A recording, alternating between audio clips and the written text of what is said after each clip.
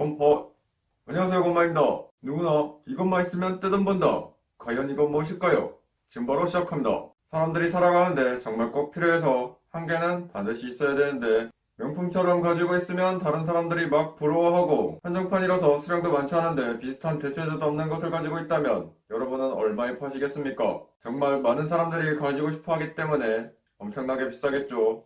제 영상을 시청하셨던 분들은 어느 정도 예상하실 수도 있는데 누구나 갖고 싶어하고 엄청나게 비싸게 팔릴 이 물건은 바로 서울의 신축 아파트입니다. 무슨 신축 아파트가 정말 꼭 필요하고 한정판에 대체제도 없다는 멍멍소리를 하고 있어 라고 생각하시는 분들도 많겠지만 욕하지 마시고 이 영상을 제대로 끝까지 보신다면 그 이유를 알 수 있습니다. 제가 저번 영상에서 알려드린 것처럼 우리는 돈을 빨리 벌려면 자본 수입으로 갈아타야 합니다. 그런데 자본 수입은 수많은 위험을 감수해야 하죠. 예를 들어 만들어 팔기만 하면 대박이 나는 아이템이 생각났다면 어떻게 해야 될까요? 전재산을 투자하고 은행 같은 데서 돈도 빌리고 해서 그 아이템을 만들어야 되겠죠.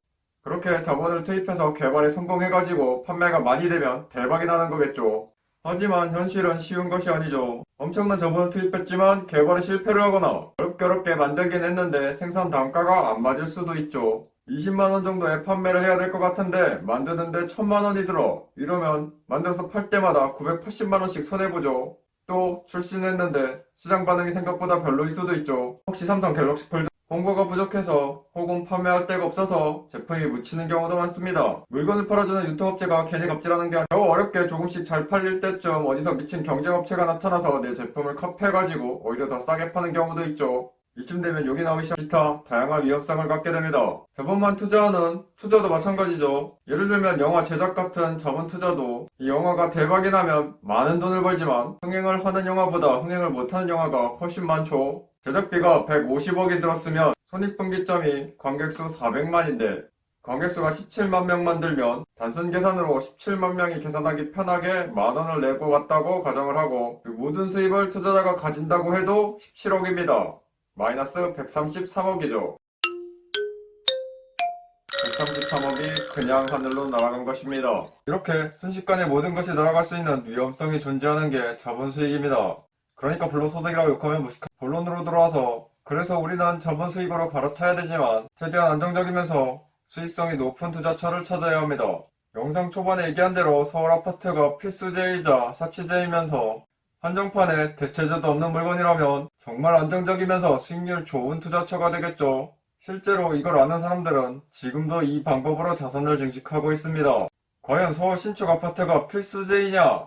우리는 꼭 서울 신축 아파트에 살아야 되는 것은 아니지만 주택은 꼭 필요한 필수제인 것은 분명합니다. 지금 당장 편하게 먹고 씻고 쉴 수 있는 장소가 없다고 생각하면 엄청나게 깝깝하겠죠. 그래서 독립을 할 때 가장 먼저 필요한 것도 주택입니다. 집이 없으면 독립이 안 돼요. 가족끼리 의견이 충돌돼서 싸울 때면 에이 더러워서 내가 나가 산다 할 때도 나갈 데가 없어서 못 나가. 그래서 집은 필수제인 것입니다. 필수제인 집을 각자 형편에 맞게 구해서 살다가 조금씩 여유가 생기다 보면 조금 더 좋은 곳에서 살고 싶은 욕구가 생기게 됩니다.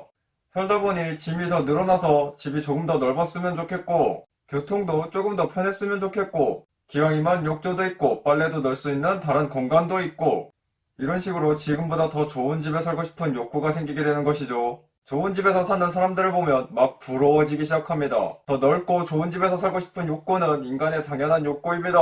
강남 신축 아파트 완전 부럽. 명품백이 꼭 필요한 것은 아니었지만 혹은 좋은 외제차가 꼭 필요한 건 아니었지만 가방이 필요한데 기왕이면 이쁘고 비싸서 사람들이 부러워할 명품 가방이나 차가 필요해서 사지만 기왕이면 남들이 부러워할 좋고 비싼 외제차나 돈이 있다면 남들보다 좋은 것을 하고 싶은 것도 인간의 당연한 욕구입니다. 이런 욕구를 채워주는 게 사치제인데 집은 이런 사치제 욕구도 채워줄 수가 있습니다.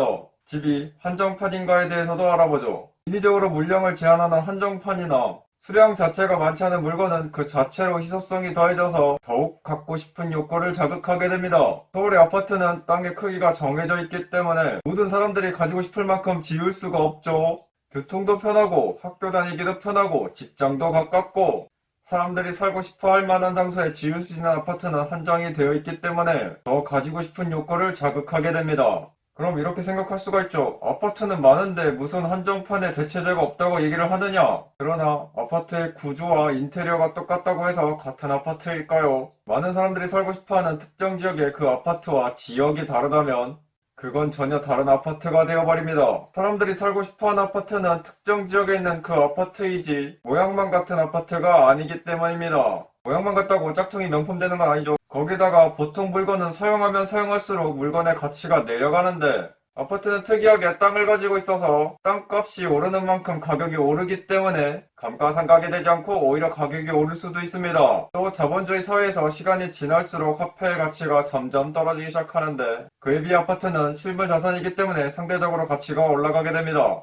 예를 들어 버스 요금이 1,000원이었는데 시간이 지나서 1,300원이 되었다고 가정을 해보죠. 버스의 이용 가치는 그대로이지만 1,000원에서 1,300원으로 화폐의 가치가 하락을 한 것입니다. 버스의 이용 가치는 그대로이지만 지불하는 금액이 1,300원으로 올라간 것처럼 1억이었던 아파트는 시간이 지난 후에 1억 3천을 줘야 되는 것입니다.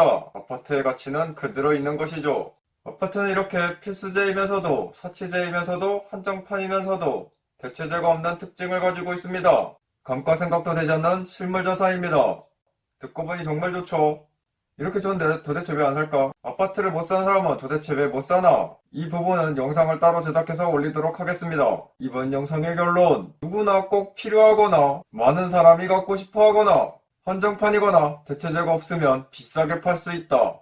서울 신축 아파트 만든 사람 꼭 서울의 아파트가 아니어도 됩니다. 사람의 욕구를 잘 생각해서 그 욕구를 채워줄 수 있기만 하면 누구라도 떼돈을 벌 수 있습니다. 지금까지 영상 시청해주셔서 감사합니다. 바이바이.